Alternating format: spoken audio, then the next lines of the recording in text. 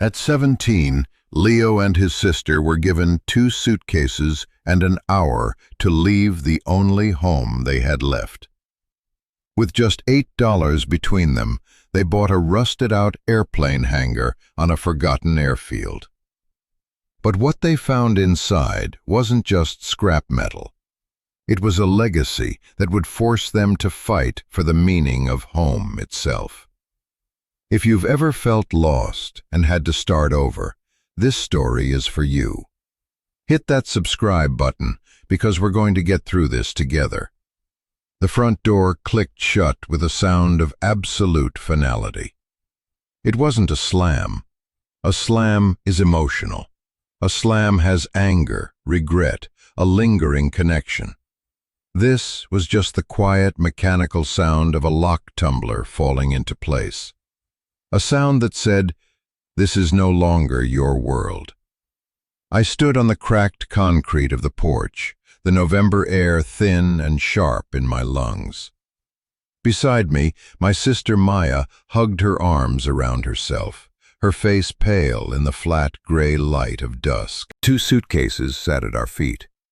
They weren't even our suitcases. They were my aunt's old ones, the kind with flimsy wheels and zippers that always snagged. Inside was everything my aunt had deemed ours to take, which wasn't much. A few changes of clothes, some photos, the worn paperbacks Maya couldn't sleep without. 17 years of my life, 15 of hers, packed away in under an hour. My aunt had stood in the doorway, her face a mask of strained politeness. She said she was sorry. She said it was just too much, with her own kids, the bills. She said we were old enough now. I was almost 18. I could work. I could take care of Maya. She pressed 2 $20 bills into my hand and told me not to come back. The door clicked shut. And that was it. We walked away from that house, from the only life we'd known since our parents died. We didn't look back. Looking back felt like a luxury we couldn't afford. Each step was heavy, the plastic wheels of the suitcases rattling a frantic, uneven rhythm on the pavement. We were an island, the 2 of us, adrift in the suburban twilight. Streetlights began to hum on, casting yellow pools on the empty sidewalks. In the windows of other houses, I could see the blue flicker of televisions, the silhouettes of families gathering for dinner. A life so normal, it felt like a fantasy. The $40 felt like a lead weight in my pocket. It was supposed to be our severance package from childhood, but the bus station attendant took most of it for 2 one-way tickets downtown. He didn't even look at us. We were just 2 more shadows passing through. We sat on a hard plastic bench under the buzzing fluorescent lights of the city terminal, the air thick with the smell of diesel fumes and stale coffee. We had $8 and some change left. $8. It wasn't even a number. It was a joke. Maya leaned her head on my shoulder, her breathing shallow. She wasn't crying. We were past crying. This was something colder, a deep, hollowed-out numbness. "Leo," she whispered, her voice so small I could barely hear it over an announcement for a departing bus to somewhere we couldn't go. "What do we do?" I wanted to tell her I had a plan. I wanted to be the older brother, the protector, the one who knew the answers. But all I had was the echo of that clicking lock and the crushing weight of our new reality. I was 17. I was a legal ghost, not a kid anymore, but not yet an adult in the eyes of the world. I couldn't sign a lease. I couldn't get a real job. We were utterly, completely stuck. And then a memory sparked, a faint, distant thing I had dismissed months ago. A letter. After our grandfather died last year, a letter had arrived addressed to me. It was from a law office in a town I'd never heard of, a place called Sparrow Creek. I'd seen the words estate and probate and assumed it was about debts. Our parents had always spoken of my grandfather as a brilliant but broken man, a dreamer who had lost everything and died with nothing. We barely knew him. He'd become a ghost long before he actually passed away. Embarrassed and convinced it was just another bill for a life we couldn't afford, I'd shoved it in the bottom of my backpack and forgotten about it. Until now. My backpack was in my suitcase. My hands shook as I fumbled with the zipper, the metallic rasp loud in the relative quiet of our corner of the station. I pulled it out. The envelope was creased and soft from being crushed under textbooks. Abernathy and Sons, attorneys at law. I stared at the name, my heart starting to pound a nervous, hopeful rhythm. It was the longest of long shots, a desperate prayer to a past I didn't understand. Using the last of my phone's battery, I dialed the number. It rang 3 times, and I was sure it would go to voicemail, that the office would be closed, that this, too, would be a dead end. But a voice answered, calm and measured. Abernathy Law? Hello? I stammered, my voice cracking. My name is Leo Vance. I got a letter from you a while ago about my grandfather, Elias Vance. There was a pause, the sound of papers rustling. I held my breath. Ah, yes, Mr. Vance. We've been trying to reach you. Your aunt was not forthcoming with contact information. The lawyer, Mr. Abernathy, had a voice like old leather. It was dry, professional, but not unkind. Your grandfather's estate has been settled. It's a simple matter, really. I braced myself for the word debt. He didn't have much in the way of liquid assets, the lawyer continued, his tone even. But he did leave you and your sister his sole piece of property. It's a small parcel of land out by the old municipal airfield. There's a structure on it, a Quonset hut hangar, I believe. A hangar, an airplane hangar. The words didn't compute. I looked at Maya, who was watching me with wide, questioning eyes. A hangar? Indeed. Now, there is a complication. The property taxes are delinquent. The township was set to seize the property and auction it off. In fact, a development company, Sterling Corporation, has already put in a bid for the entire airfield, contingent on acquiring all the delinquent parcels. My stomach sank. Of course, there was always a catch. How much? I asked, dreading the answer. How much are the taxes? Let me see. More rustling. The total amount, with penalties and fees, comes to $8.14. I blinked. I must have misheard him. I'm sorry, did you say $8? That's correct. Your grandfather paid them off almost in full before he passed. Left just a small amount outstanding. A legal strategy, perhaps, to delay the final transfer.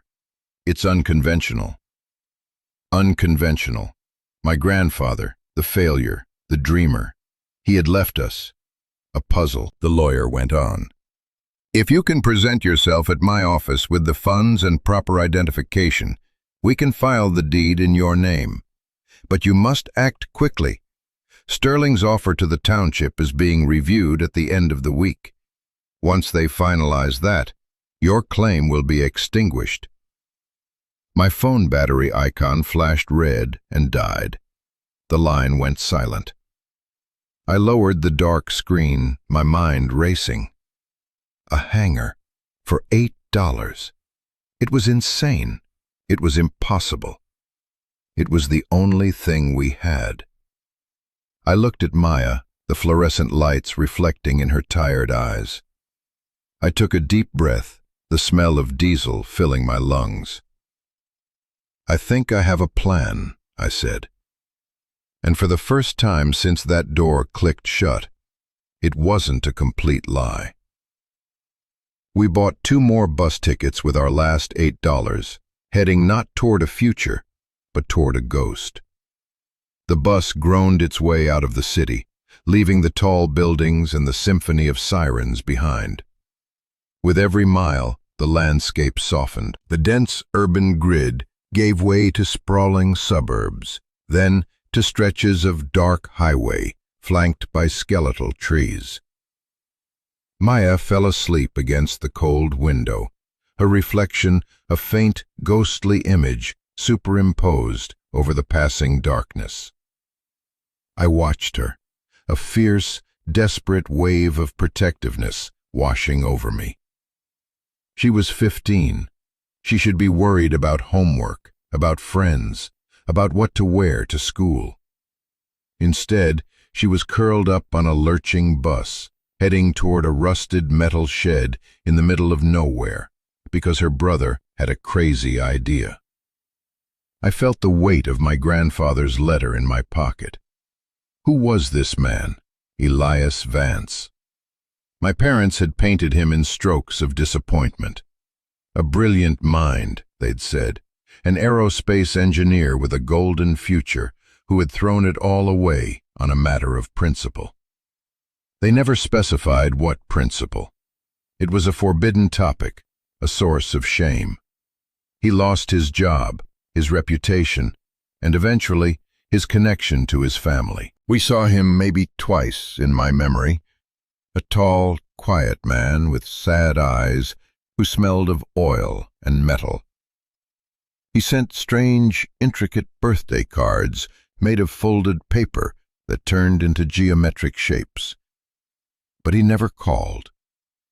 We were told he had moved away, that he wanted to be alone. We were told to forget him. And now his ghost was our only hope. The bus was nearly empty by the time we reached the outer counties. It was just us, a tired-looking woman in a nurse's uniform, and an old man asleep with his mouth open. The driver announced Sparrow Creek over the crackling intercom, and the name sounded as foreign and strange as it had on the phone. We were the only ones who got off. The bus pulled away with a hiss of air brakes, its red taillights shrinking into the pre-dawn gloom, leaving us in a profound silence. We were standing in front of a small, closed-for-the-night diner with a buzzing neon sign that had a few letters burnt out. The air was different here. It was cold, yes, but clean. It smelled of damp earth, of pine needles, of wood smoke from a distant chimney. The town, what we could see of it, was a single main street lined with brick buildings from another era. There were no traffic lights, just a blinking yellow signal at the one intersection. It felt like we had not just traveled miles, but decades. Mr. Abernathy's office wasn't supposed to open for another 4 hours. We had nowhere to go. The diner was closed. Every storefront was dark. So we walked. The suitcases, which had felt heavy in the city, now felt like anchors. The cheap plastic wheels weren't made for uneven country pavement, and I ended up carrying both of them, my muscles straining. Maya walked beside me, her hands shoved deep in her pockets, her breath pluming in the cold air. We found the town square, which was really just a small patch of grass with a gazebo and a stone monument to local war veterans.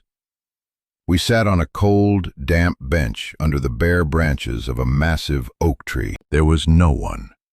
Not a single car passed.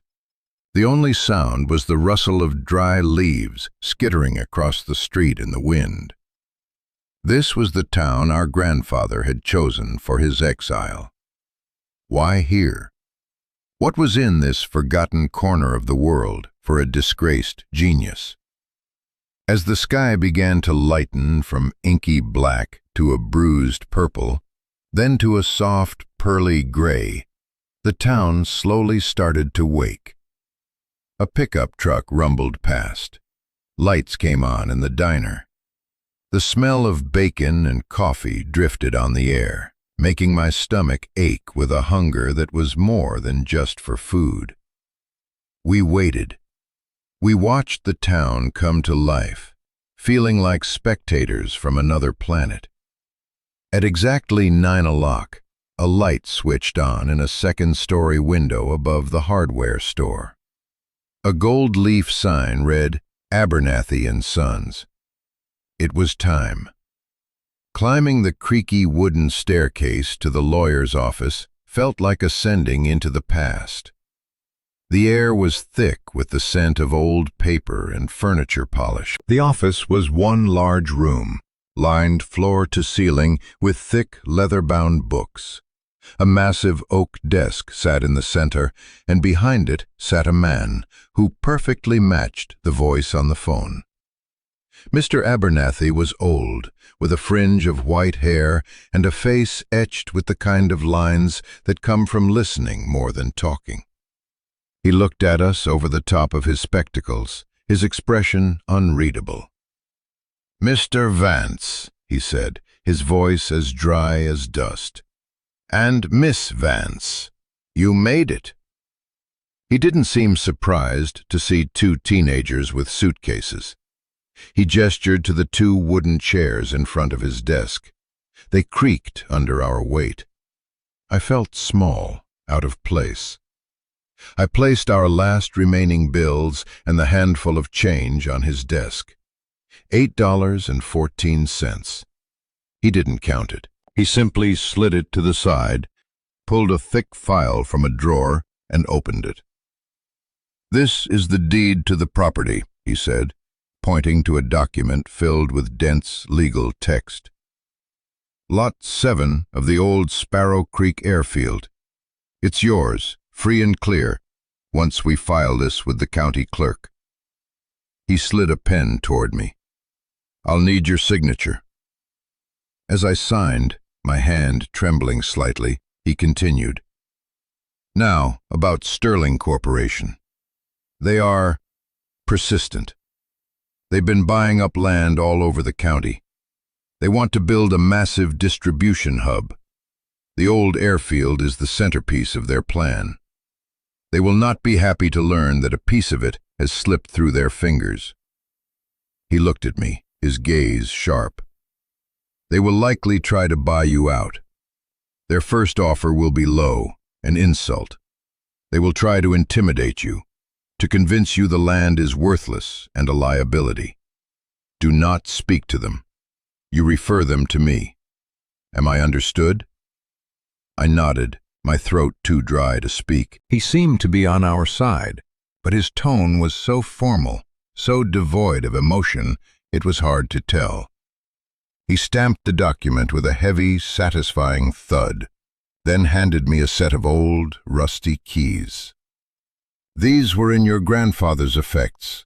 I assume they are for the hangar." He stood up, signaling the end of our meeting. "The airfield is about 2 miles east of town. You can't miss it." He walked us to the door. As we were leaving, he put a gentle hand on my shoulder.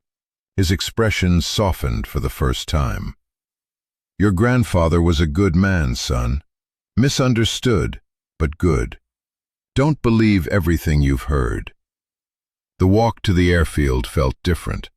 The suitcases were still heavy, but the weight in my chest had lessened, replaced by a thrumming mix of terror and anticipation. We were owners. We owned a piece of dirt. We owned a metal box. The road curved, and the trees fell away, revealing a vast, flat expanse of land, overgrown with weeds and wildflowers. In the distance, a single structure broke the horizon, silhouetted against the pale blue sky. The hangar. It was bigger than I had imagined, and more dilapidated. It looked less like a building and more like the carcass of some great metal beast that had laid down to die in this field. The corrugated steel was a patchwork of deep rust red and peeling, sun-bleached paint. Sections of the roof sagged. One of the massive sliding doors hung crookedly off its track. It looked abandoned. It looked hopeless. but it was ours. As we got closer, the scale of it became overwhelming. It loomed over us, groaning softly as the wind moved across its vast surfaces. A chain and a heavy, rust-eaten padlock secured the main doors, but one of the keys Mr. Abernathy had given us slid into the lock. It took both my hands and all my strength to turn it. The lock sprang open with a loud crack. Prying the massive door open even a few feet took all our combined weight. We slipped through the gap into the cavernous darkness inside. The air inside the hangar was cold and still, carrying a heavy metallic scent of rust, damp concrete, and something else, a faint, lingering smell of oil and old machinery. It was like the smell I vaguely remembered on my grandfather's clothes. Light filtered down in hazy, golden shafts from dozens of holes in the roof, illuminating swirling clouds of dust we had disturbed. The space was immense, an iron cathedral of emptiness. Our footsteps echoed in the vast silence. My first feeling was a crushing wave of disappointment. It was just a big, empty, broken shed. What had I been expecting? A hidden airplane? A treasure chest? This was just nothing. A concrete floor, curved metal walls that soared 3 stories high, and a whole lot of empty, dusty air. Maya wandered off, her small frame dwarfed by the scale of the place. She ran her hand along the corrugated wall, her touch tentative, as if testing whether it was real. "It's so big," she whispered, her voice barely an echo.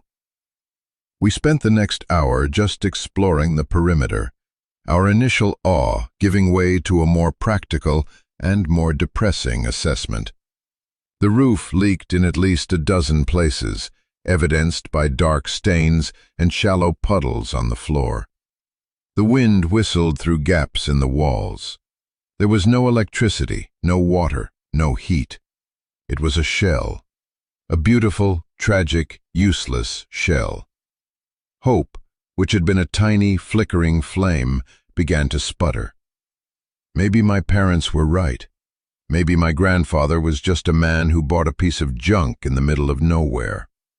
Maybe this was the final, posthumous punchline to his sad joke of a life. I sank down onto the cold concrete, my back against the wall, and buried my face in my hands. The full weight of our situation came crashing back down. We had traded a bus station bench for a freezing, leaking metal box. We had no food, no money, and a powerful corporation that wanted to crush us. I felt a sob building in my chest, a mixture of despair and frustration. Then Maya called my name. "Leo, come look." Her voice was different. It wasn't hopeless. It was curious. I dragged myself to my feet and walked over to where she was standing, in a far corner of the hangar that was cloaked in deeper shadow.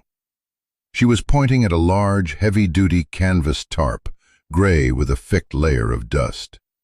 It was tucked away behind some discarded sheets of metal. "There's something under here," she said. Together, we grabbed a corner of the tarp. It was stiff and heavy, and pulling it back sent a fresh cascade of dust into the air, making us cough. Underneath was a dark green, military-style metal footlocker. It was old, with stenciled letters on the side that had long since faded into illegibility. And it was secured with a heavy brass padlock. My heart started beating again, that same nervous rhythm from before. I looked at the set of keys from Mr. Abernathy. None of them fit. They were for the hangar doors, nothing else. "Now what?" Maya asked, her excitement turning back to disappointment.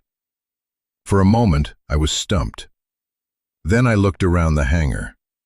It was a derelict building, but it was also a giant toolbox. I found a length of rusted rebar, and using a loose chunk of concrete as a hammer, I went to work on the lock.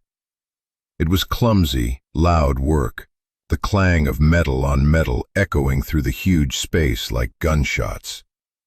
It took 10 minutes of sweaty, frustrating effort, but finally, with a sharp crack, the hasp on the lock broke.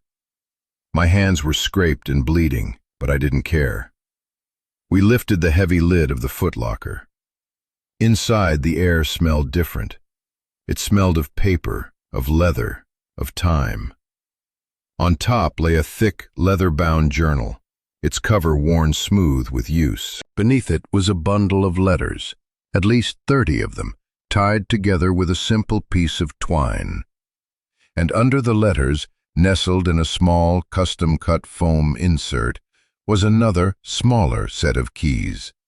These ones intricate and complex, like keys for a safe or a machine. We sat on the floor, the dusty shafts of light our only lamps, and I untied the twine around the letters. They were all addressed in the same spidery, precise handwriting. To Leo and Maya. I picked up the first letter from the stack. The envelope was brittle, the paper inside thin, and covered in that same meticulous script. My grandfather's handwriting. A date was written at the top, from just over a year ago, not long before he died. I took a breath and began to read aloud, my voice unsteady in the vast, quiet space. My dearest Leo and Maya, it began. If you are reading this, then it means several things have happened. It means I am gone. It means you have been cast out from the life you knew. And it means you have found your way here, to this place. I am sorry for all of it, especially for the part I played in your hardship. I paused, looking at Maya. Her eyes were fixed on the letter, her expression unreadable. I continued. I know what you have been told about me, that I was a failure, a dreamer who squandered his talents and abandoned his family. I have lived with that story for a long time. It was a necessary fiction. The truth is more complicated. The letter went on to describe his life. He confirmed what our parents had said. He was an aerospace engineer, working for a major defense contractor. He was a lead designer on a new type of transport aircraft. But during the final testing phases, he discovered a flaw, a fatal weakness in the wing assembly that the company's models had missed. He warned his superiors. He showed them his calculations. They told him he was wrong. They told him the project was too far along, too expensive to halt. They told him to be a team player. They wanted me to sign off on a lie, I read, my voice growing stronger. A lie that would have put hundreds of lives at risk. I refused. I went public. I became a whistleblower. The fallout was swift and brutal. The company used its immense power to discredit him. He was fired, blacklisted from the entire industry. He was buried in lawsuits that drained all his savings. He became a pariah. The stress of it all fractured his marriage to our grandmother and strained his relationship with our father, who saw his actions not as heroic, but as a foolish sacrifice that had ruined them. I didn't abandon your father, the letter said.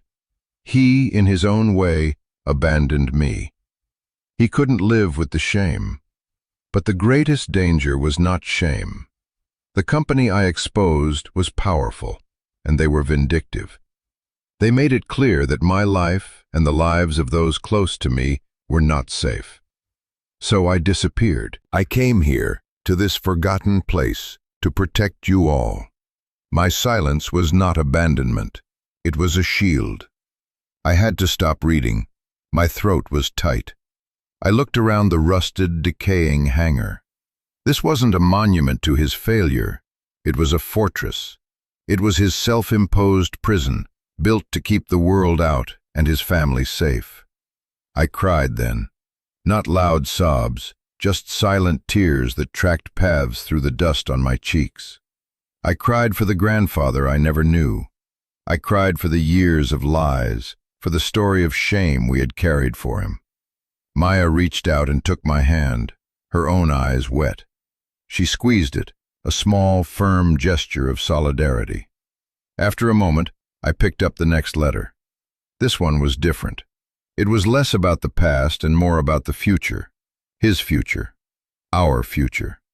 "This hangar is more than a building," he wrote. "It is a project, a machine for living. For 2 years I poured all my knowledge, all my engineering skill, into its design. I could no longer build planes to fly in the sky, so I decided to build an ark to survive on the earth." My eyes scanned the page, my mind racing to keep up. He described his plans in detail. A sophisticated rainwater harvesting and filtration system built into the curved roof. A geothermal heating loop sunk deep into the earth below the concrete slab. An array of high-efficiency solar panels he had designed himself, capable of generating more than enough power to live comfortably, completely off the grid. "I have gathered the components," the letter explained. "Most of them are here, on this property, hidden. I never had the time or the funds to complete the final assembly. That task, if you choose to accept it, falls to you. The leather journal is my blueprint. It contains all my schematics, my calculations, my instructions. The keys you found open the various compartments where the materials are stored. This is your inheritance, Leo and Maya. Not money, not comfort, but a choice. A chance to build something real, something that is truly yours." I looked from the letter to the journal, then to the strange set of keys. The whole world had just tilted on its axis. We weren't squatting in a ruin. We were standing in the middle of a blueprint, an inheritance of incredible, terrifying potential. A home that wasn't finished, but one that we were meant to build. The choice, he had called it. We could take the easy path, sell this place to the developers for a few $1,000s and disappear. Or we could stay. We could fight. We could build. We could honor the legacy of this brilliant, broken man who had sacrificed everything to give us this one impossible chance. The weight of that choice settled over me, heavier than any suitcase. It felt like the hangar itself, vast and cold and overwhelming. One path was a bus ticket to another town, another temporary shelter, a continuation of the rootless, precarious life we were already living. It was the sensible path, the safe path. The other path was this. A rusted metal shell, a stack of letters, and a dead man's impossible dream. It was insane. We were kids. I was 17. I didn't know how to build a house. I didn't know how to fight a corporation. I barely knew how to take care of myself, let alone Maya. The fear that had been a low hum in the back of my mind roared back to life. It was a cold, paralyzing terror that whispered of failure. It told me we were in over our heads. It told me to run. I looked at Maya. She was still holding my hand, her knuckles white. She was staring at the journal, her expression a mixture of awe and fear that perfectly mirrored my own. She was just a kid. What right did I have to drag her into this? To chain her to this wreck of a building and a fight we were destined to lose? Just then, a piece of paper fluttered from the front of the hangar, skittering across the concrete floor toward us. It was a notice, crisp and official-looking, that had been taped to the door. I must have knocked it loose when we came in. I picked it up. The letterhead was sleek, expensive. Sterling Corporation. It was a formal offer. They called our property a non-performing asset and a significant environmental liability. They offered us $5,000 for the deed.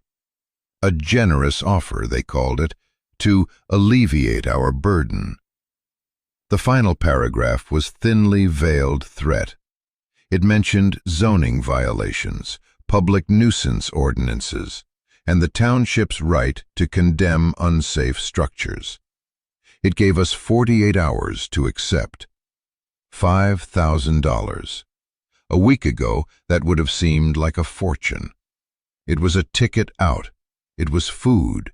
It was a security deposit on a tiny apartment somewhere far away from here. It was a life. A meager life, maybe, but a life. All we had to do was sign a piece of paper and walk away. Forget the letters, forget the journal, forget the ghost of Elias Vance. I felt myself swaying, the logical, terrified part of my brain screaming at me to take the deal. I have to pause here, because this was the moment. This was the fulcrum on which our entire future rested. Everything could have ended right there, with a signature and a bus ticket. Have you ever been at a crossroads like that, where the easy way out looks so warm and inviting, and the right path is cold and dark and terrifying? It's a moment of truth, isn't it? A moment where you find out who you really are. If this is hitting you, if you know that feeling, let me know in the comments. We build this community by sharing these moments of impossible choice. Your story matters, and it helps to know we're not alone in facing them. Now let's get back to that cold, dusty hangar. I was holding the offer from Sterling in one hand and my grandfather's letter in the other. My whole body was trembling. I couldn't do it. I couldn't make this choice. I looked at Maya, my eyes pleading for an answer, for some kind of sign. She didn't say a word. She just reached out and took the letter from my hand. She pointed to a single line near the end, a line I had read but hadn't truly heard. Her finger traced the words as she read them aloud, her voice quiet but clear as a bell in the echoing silence. Home isn't something you're given. It's something you build, something you defend. She looked up at me, and in her eyes I saw it. The fear was still there, but underneath it was a spark, a flicker of defiance, a glint of her grandfather's steel. In that moment, she wasn't a little sister I had to protect. She was my partner. The choice was no longer just mine to make. It was ours. I took a deep, shaky breath, the cold air stinging my lungs. I looked at the developer's letter, at their $5,000, at their easy way out. And then I looked at the hangar, at the soaring, rusted curves of its walls, at the shafts of light promising a new day. I crumpled the Sterling Corporation's offer into a tight ball in my fist. "Okay," I said, the words small but solid. "Let's build a home." That decision didn't magically solve our problems. It multiplied them. But it also gave us something we hadn't had since our parents died: a purpose. We weren't just surviving anymore. We were building. We spent the rest of that day and deep into the night poring over our grandfather's journal by the weak light of Maya's phone, which we charged using a small solar-powered battery pack we found in the footlocker. The journal was a masterpiece. It was part diary, part engineering textbook, part treasure map. The schematics were dense and complex, filled with calculations and notes in the margins. But interspersed with the technical data were personal entries, thoughts on the weather, frustrations with a particular design, and memories of our father as a boy. It was like getting to know him page by page. "The first principle of self-sufficiency is water," he had written. "This building is a giant funnel. We just have to teach it how to drink." His plans for the rainwater harvesting system were ingenious. It involved a network of custom-fitted gutters lining the interior curves of the roof, leading to a series of filtration tanks. The first step, according to the journal, was to find the tanks themselves. The journal entry was cryptic. "Where the earth breathes," it said, alongside a small hand-drawn map of the property. The map showed the hangar and a spot marked with an X about 100 yards away, near a small cluster of birch trees. The next morning, armed with 2 rusty shovels we found in a corner, we went to the spot. The ground was slightly sunken, covered in a thick mat of weeds. We started digging. The work was brutal. The ground was cold and hard, and our hands, soft from a life lived indoors, were quickly blistered and raw. But we kept digging, spurred on by the possibility. After 2 hours of back-breaking work, my shovel hit something with a dull, metallic thud. We dug faster, excitement overriding our exhaustion. We uncovered the edge of a large metal hatch, flush with the ground. It was heavy, but together we managed to pry it open. Below was a small, concrete-lined chamber, and inside, protected from the elements, were 2 massive cylindrical polyethylene tanks, a crate of PVC pipes, and a box filled with filters and fittings. It was all there, just as he'd said. Tucked inside the crate of pipes was another surprise, a sealed metal box. Inside was a thick wad of cash, $100 bills. We counted it, our hands shaking. $10,000. A note was wrapped around it. Seed money, for supplies you can't salvage and food you can't grow. Use it wisely. This is all there is. We both started laughing. It was a giddy, slightly hysterical sound. $10,000 and a hidden bunker full of water tanks.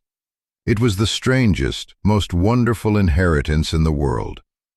That money changed everything. It meant we could eat.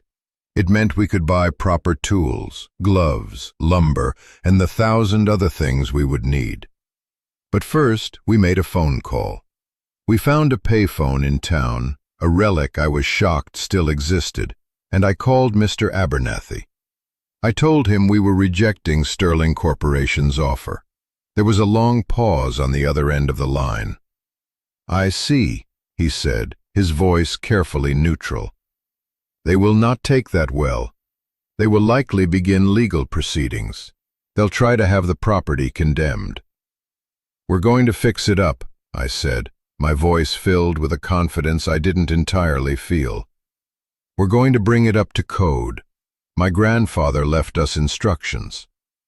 Another pause, longer this time. When he spoke again, the dryness in his voice was gone, replaced by something that sounded almost like pride. "Very well, Mr. Vance. I will file the notice of refusal, and I will begin preparing our defense against any action the township or Sterling might take. You focus on the work. I'll focus on the law." That phone call was a declaration of war, and we knew the first battle would be fought on our own doorstep. A few days later, a sleek black sedan, completely out of place on our gravel track, pulled up to the hangar.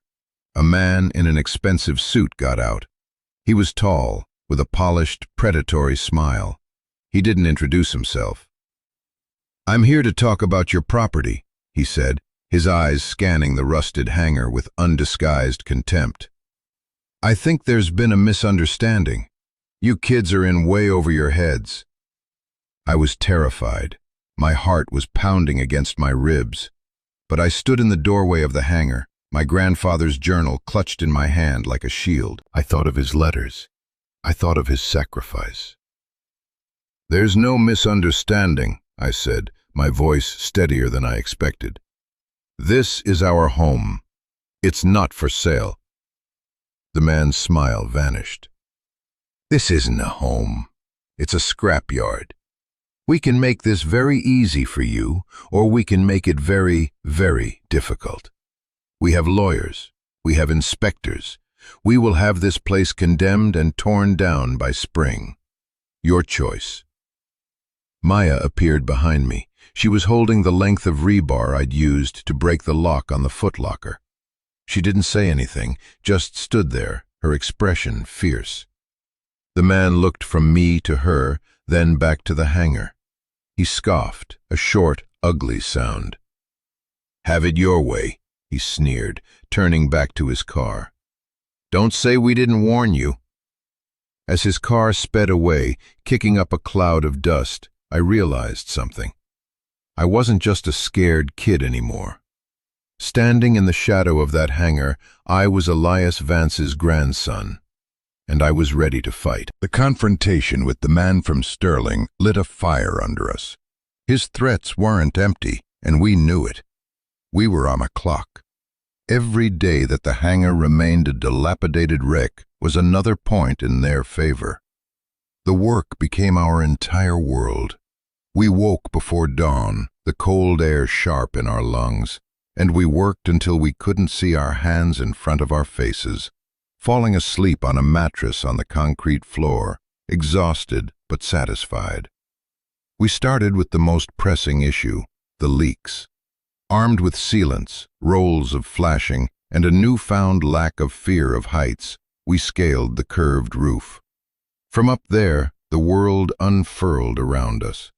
We could see for miles the checkerboard of farmland, the dark green swath of the distant state forest, the tiny steeple of the church in Sparrow Creek. It was beautiful, and it was ours to defend. Patching the roof was like a dance. I would be on the outside, applying sealant to the seams, while Maya was on the inside, spotting the pinpricks of light that marked the holes. We learned to communicate through the thin metal skin of the building, a series of knocks and shouts. With every patch, the hangar became a little darker, a little more secure. We were literally closing the wounds of the past. The community, which had at first been a distant, watchful presence, slowly began to reveal itself. An old farmer named George, whose land bordered the airfield, rumbled up one day on his tractor. He was a man of few words, with a face like a weathered map. He looked at what we were doing, at the patches on the roof and the piles of debris we had cleared. He just nodded. "Elias was a good man," he said gruffly. "Stubborn as a mule, but good." The next day he left a crate of fresh vegetables and a dozen eggs by our door. He never mentioned it, and neither did we. It was just an understanding. The woman who ran the hardware store, a sharp-eyed woman named Carol, started giving us discounts. "Call it the fixer-upper special," she'd say with a wink, knocking a few dollars off a box of screws or a roll of insulation. She'd ask us about our progress, offering unsolicited but surprisingly useful advice on plumbing and wiring. We realized we weren't as alone as we thought. We were becoming part of the town's ecosystem, the two strange kids in the giant metal can. We followed the journal meticulously. After securing the roof, we moved on to the next phase, building our living quarters. My grandfather had designed a pod, a two-story structure within the hangar itself, heavily insulated and self-contained. It would be our warm, safe nest inside the larger shell. Using the seed money, we bought lumber, insulation, and drywall. Learning to frame a wall, to hang drywall, to run wiring, it was like learning a new language. Our first few attempts were clumsy, crooked, but we learned. We learned from the journal, from books we got at the town library, and from our own mistakes. We discovered a rhythm to the work, a partnership. I was better at the heavy lifting, the framing and construction. Maya, with her patient, steady hands, excelled at the detail work, the wiring, the finishing. We were a team. As the pod took shape, the hangar started to feel less like a cavern and more like a home with a ridiculously large garage. We had rooms. We had walls. One evening, after we finished installing the first window in our new living room, we stood back and looked at it. Through the glass, we could see the stars beginning to appear in the darkening sky. It was just a simple window, but it was the first piece of the world we had deliberately let into our fortress. It was a symbol of hope. The legal battle rumbled on in the background. Mr. Abernathy would call every few weeks with an update. Sterling had filed a petition with the township. The township had scheduled an inspection. Sterling's lawyers had filed a motion. It was a war of paper, fought in a language we didn't understand. But we trusted Mr. Abernathy, and we knew that the best defense we had wasn't in a courtroom. It was here in the hangar. Every nail we hammered, every wire we connected, every leak we sealed was a testament to our claim. We weren't squatters. We were homesteaders. We were finishing the work our grandfather had started. We were earning our place in the world, one splintered, calloused, and blistered hand at a time. Months bled into one another, marked not by a calendar, but by the changing phases of our project. Autumn's crisp air gave way to the deep, biting cold of winter. The first snow fell, and for the first time we were truly tested. The hangar, for all our work, was still a giant metal refrigerator. But our grandfather had planned for this. The journal led us to another hidden cache, this one containing the components for a high-efficiency wood-burning stove and the schematics for the geothermal loop. Installing the stove was our priority. We spent a week carefully cutting a hole in the wall for the flue, a terrifying process that felt like performing surgery on our home. When we finally lit the first fire, the warmth that spread through our small, insulated pod felt like a miracle. We sat in front of it, mesmerized by the flames, feeling a profound sense of security we had never known. The snow piled up outside, blanketing the airfield in a sea of white. But inside our nest, we were warm. We were safe. That winter, we worked on the interior. We ran plumbing from the water tanks to a small, functional kitchen and bathroom. We finished the wiring, and one magical evening, Maya flipped a switch, and a string of lights powered by our small solar array flickered to life. We had light. Real light, not just the beams from our flashlights. It felt like we had discovered fire all over again. The long, dark evenings were spent reading. We read our grandfather's journal, but we also read the books he had left in the footlocker. Books on engineering, on philosophy, on sustainable agriculture. We were getting an education, a strange, eclectic curriculum curated by a dead man. I began to understand him more deeply, not just as an engineer, but as a thinker. He believed that to be truly free, a person had to be self-reliant. He saw the systems of the world, the power grid, the water mains, the global economy, as invisible chains. His hangar wasn't just a house, it was a declaration of independence. And in building it, we were claiming our own independence, not just from our aunt or from the foster care system that would have swallowed us, but from a world that had told us we were worthless. The change in us was as profound as the change in the hangar. The fear and numbness that had coated me for so long had been scoured away by hard work and purpose. My body was harder, leaner. My hands were rough and calloused, a map of our labor. But it was more than that. I learned to think in 3 dimensions, to solve problems, to look at a pile of raw materials and see a finished product. I was no longer a boy waiting for the world to happen to him. I was a man who was shaping his own. Maya blossomed. The quiet, scared girl who had huddled against me at the bus station was gone. In her place was a confident, capable young woman who could wire an outlet, debate the merits of different insulation materials, and fix a leaky faucet. She had a knack for the systems, for seeing how everything connected.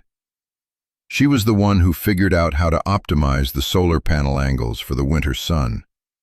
She was the one who designed the layout for the small indoor garden we planned to build. She had found her power here, in this place of rust and steel. We were no longer just Leo and Maya, the orphans. We were the kids from the hangar. We had a new identity, one we had forged ourselves. Looking back, I realized our inheritance wasn't the hangar itself, or the money, or even the journal. The true inheritance was the work. Our grandfather hadn't left us a finished home. He had left us a challenge. He had gifted us the struggle, knowing that in the process of building a home, we would rebuild ourselves. The hangar was a reflection of us. What had once been a hollow, damaged shell was slowly being filled with warmth, light, and life. The scars were still there, the patches on the roof, the unevenness of our early drywall work. But they weren't signs of weakness. They were a record of our survival. They were the story of how we were built. As spring approached, the snow melted, revealing the green shoots of new life on the airfield. It felt like a mirror of our own reemergence. The final inspection by the township was scheduled. It was the culmination of months of legal maneuvering by Mr. Abernathy and backbreaking labor by us. Sterling's lawyers had argued that the structure was an unsalvageable, dangerous blight. We were about to prove them wrong. The day of the inspection was gray and overcast. A car from the township pulled up, followed closely by the sleek black sedan from Sterling. The man in the suit was there, along with a grim-faced inspector. Mr. Abernathy arrived a moment later, looking calm and composed in his old tweed jacket. He gave us a small, reassuring nod. "Just show him what you've done," he said quietly. The inspector was thorough. He walked through the main hangar, his footsteps echoing. He looked up at the patched roof, at the clean, organized workspace we had created. The man from Sterling followed him, pointing out remaining rust spots, making snide comments about the age of the structure. I felt a knot of anxiety tighten in my stomach. Then I led them to the pod. The contrast was stark. Stepping from the cold, cavernous hangar into our warm, well-lit living space was like stepping into another world. The inspector's expression changed. He ran his hand over the smooth drywall. He tested the plumbing in the kitchen, watching the clear water run from the tap. He examined the wiring, the insulation, the solid framing of the walls. Maya explained the systems to him: the rainwater filtration, the solar array, the geothermal plans. She didn't sound like a teenager. She sounded like an engineer. The inspector listened, nodding, asking sharp, technical questions that Maya answered without hesitation. He spent an hour going over every detail. The man from Sterling grew increasingly agitated, his polished composure cracking. Finally, the inspector stood in the middle of our small living room. He looked at us, then at the Sterling lawyer, then back at us. "This structure was slated for condemnation," he said, his voice flat. "Based on its external appearance and age, that was the correct assessment." My heart sank. "However," he continued, "what these two have built here is remarkable. It's not just a repair job, it's a complete revitalization. The living quarters meet or exceed every relevant building code. In some cases, particularly with the self-sufficiency systems, they're setting a new standard." He turned to the Sterling lawyer. "There are no grounds for condemnation. The petition is denied." The man in the suit stared, his mouth opening and closing silently. He looked like he had been slapped. He turned, and without another word, stalked out of the hangar and drove away. We had won. We stood there, in the home we had built, and watched him go. The inspector signed off on his paperwork and left. It was just us and Mr. Abernathy. I couldn't find the words. I just shook his hand, my grip tight with gratitude. He smiled, a genuine, warm smile this time. "Elias would be proud," he said. "He always believed that good work, honest work, was the most powerful argument there is." He left, and Maya and I were alone. We didn't cheer. We didn't celebrate. We just stood in the quiet of our home, the weight of the last few months lifting off our shoulders. We had done it. We had faced down the giant, and we were still standing. Later that evening, we climbed up to the roof, something we hadn't done since the first repairs. We sat on the patched metal, watching the sun set over our land. The sky was a blaze of orange and purple. The hangar was no longer a skeleton. It was a living thing, breathing quietly beneath us. The fight wasn't completely over. Sterling might try other tactics, but we knew we could face them. We had built more than just a house. We had built a foundation. I thought about the $8 we had used to buy this place. It seemed like a lifetime ago. It wasn't the price of the hangar. It was the price of admission, the cost of a second chance. My grandfather didn't give us a place to live. He gave us a place to become. What we learned in that cold, empty space was that home isn't 4 walls and a roof someone gives you. It's the place where you decide to make your stand. It's the history you choose to honor and the future you're willing to build with your own 2 hands, no matter how hard it is. It's the work. It's the fight. It's the love you pour into the broken places. If our story means something to you, if you've ever had to build your own home from the ground up, whether it was a real place or just a life for yourself, I want you to hit that subscribe button. Join our community of builders and fighters. And in the comments below, tell me one thing you've had to build or fight for in your own life. I'll be reading every single one. Because we're all builders in our own way, and you're not alone.